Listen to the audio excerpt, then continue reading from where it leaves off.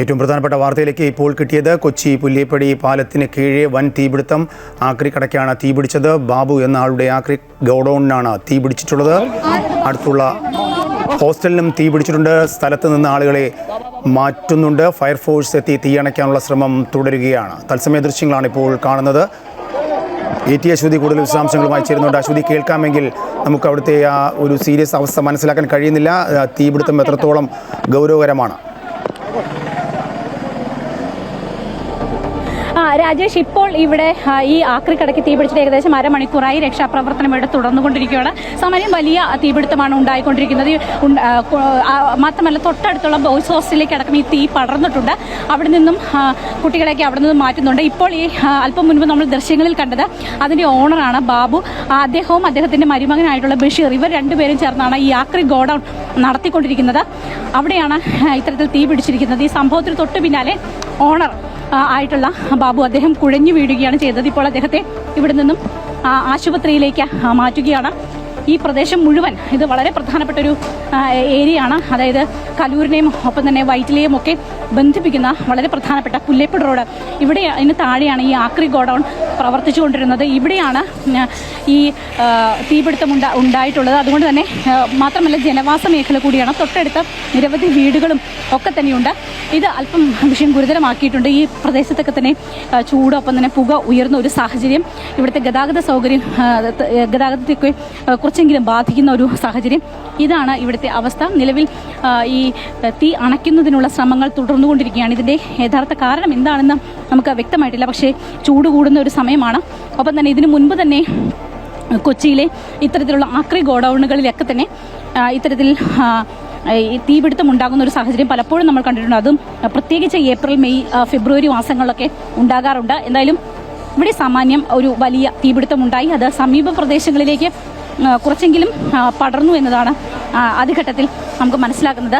ഇവിടെ ഈ പ്രദേശം മൊത്തം പുകയാണ്. ഇവിടെ നിൽക്കാനോ നമുക്ക് സംസാരിക്കാനോ ഒക്കെ വലിയ ബുദ്ധിമുട്ടുണ്ട്. പക്ഷേ ഇവിടെ ഫയർഫോഴ്സ്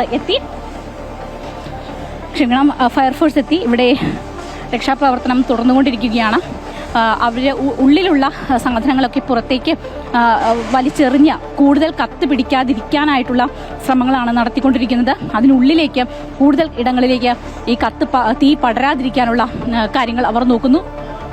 ഒപ്പം തന്നെ ഇതിൻ്റെ ഒരു കാരണം എന്താണെന്ന് നമുക്ക് വ്യക്തമായിട്ടില്ല.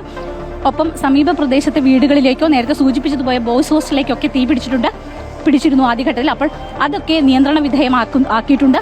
അത് കൂടുതൽ ഇടങ്ങളിലേക്ക് പടരാതിരിക്കാനുള്ള വളരെ പെട്ടെന്നുള്ള കാര്യക്ഷമമായ പ്രവർത്തനങ്ങൾ, നടപടികൾ ആണ് ഇപ്പോൾ ഫയർഫോഴ്സിന്റെ ഭാഗത്തു നിന്ന് ഉണ്ടായിക്കൊണ്ടിരിക്കുന്നത്. രാജേഷ്, അശ്വതി, പൂർണ്ണമായും തീ നിയന്ത്രണ വിധേയമാക്കാൻ കഴിഞ്ഞിട്ടുണ്ട് എന്നാണ് നമുക്ക് തത്സമയ ദൃശ്യങ്ങളിൽ നിന്ന് മനസ്സിലാക്കാൻ കഴിയുന്നത്.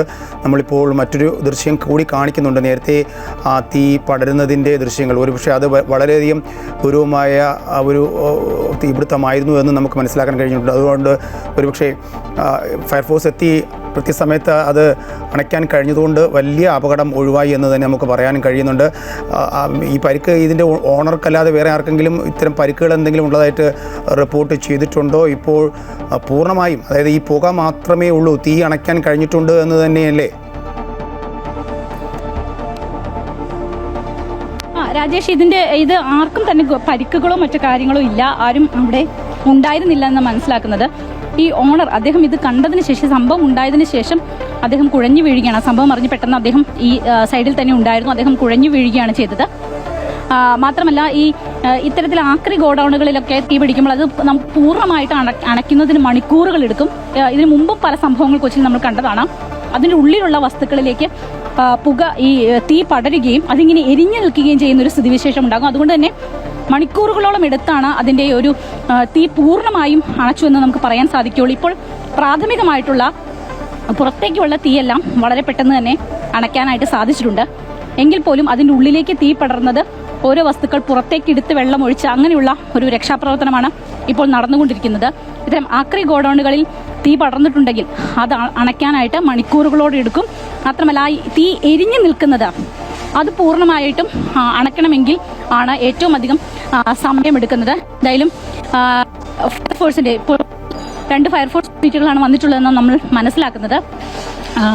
അവരുടെ ഭാഗത്ത് നിന്ന് വളരെ പെട്ടെന്നുള്ള ഇടപെടൽ ഉണ്ടായി.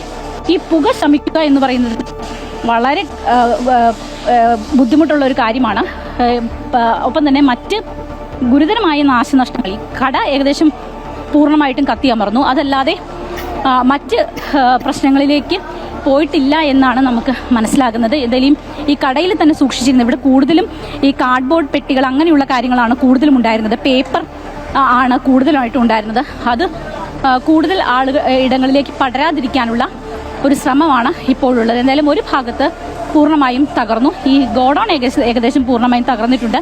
ഈ സാധനങ്ങൾ പുറത്തേക്ക് വലിച്ചിട്ട് ഫയർഫോഴ്സ് യൂണിറ്റുകൾ അവിടെ തീ അണയ്ക്കുകയാണ്. എന്തായാലും എരിഞ്ഞുകൊണ്ടിരിക്കുന്ന ആ ഒരു സ്ഥിതി അത് പൂർണ്ണമായും മാറ്റുന്നതിനായിട്ട്, അല്ലെങ്കിൽ ആ സ്ഥിതി പൂർണ്ണമായിട്ടും അണയ്ക്കുന്നതിനായിട്ട് ഏറെ നേരം സമയമെടുക്കുന്നതായിരിക്കും. രാജേഷ്.